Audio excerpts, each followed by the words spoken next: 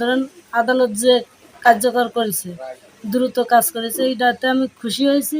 কিন্তু ১ নম্বর আসামি হিটু শেখের যে ফাঁসির রায় দিয়েছে, এটাও আমি মানে এটা খুশি বলতে কি, এখন আমি খুশি হই নাই। কারণ যদি ওই ৩টে আসামিরে যদি একটু শাস্তি দিত, মানে সর্বোচ্চ শাস্তি দিত, তাহলে আমি খুশি হতাম। আর দেশবাসী যা করেছে, এরাও মানে সন্তুষ্ট হয় নাই। কারণ যদি ওই ৩টে আসামিরে যদি ছাড়া পেয়ে গেল, তো এরা তো আরও ধরেন, আমি তো ভয়ের ভিতর আছি, একটা আতঙ্কের ভিতর আছি যে আমার হামিদার আবার স্কুলে যায়, কোন সময় কী করে, আমার বাড়িতে হামলা দিতে পারে। এই কারণে আমি বেশি করে ভয়ের ভিতর আছি। আসিয়ার ব্যাপারে যে হয়েছে, কোর্টে বিচার হয়েছে, এই বিচারে আমরা সন্তুষ্ট না। আমরা দ্রুত ওই যে তিনজন খালাস পাইছে, এই তিনজনের বিচার হলে পরে আমরা সন্তুষ্ট হতাম ভাই। যে হিটু শেখের যে রায় হয়েছে, এই রায়টা আমরা অনেক খুশি হয়েছে। কিন্তু যে অন্য অন্য ৩জন আসামি, এই ৩জন আসামির বেকসুর খালাই দিয়ে আমরা প্রতিবেশীরা আমরা নিন্দা জানাচ্ছি। আমাদের বোন আসিয়াকে নির্মমভাবে হত্যা করা হয়েছে।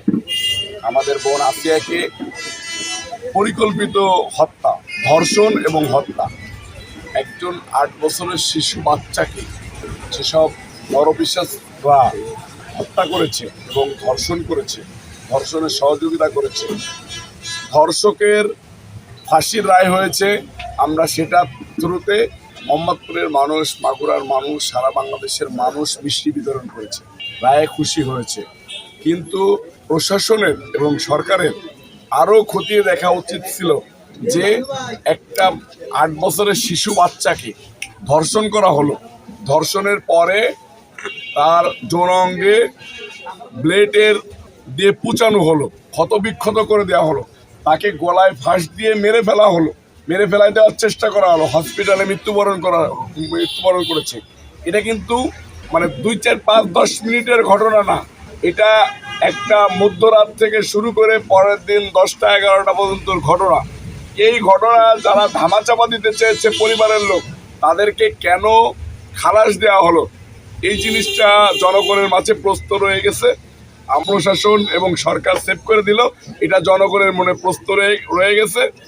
আমরা এইটার একটা জবাবদিহিতা চাই। এবং আসিয়ার রায়ের মধ্য দিয়ে সারা বাংলাদেশে একটা দৃষ্টান্ত হয়েছে যে শিশু ধর্ষণ এবং হত্যা, এদের বিচার, এদের উপরে নির্যাতন নিপীড়ন করলে বাংলাদেশে বিচার হয়।